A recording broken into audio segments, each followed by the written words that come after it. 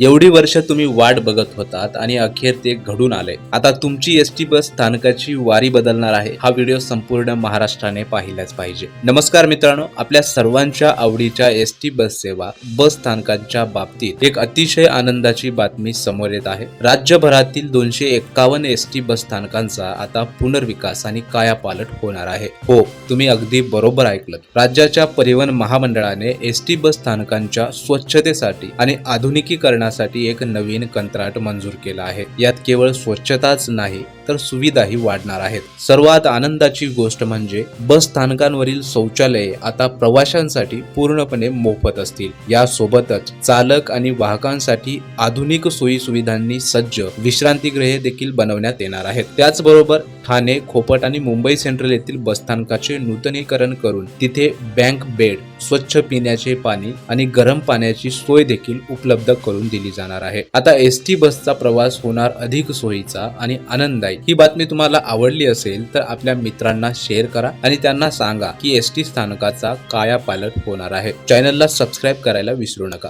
धन्यवाद.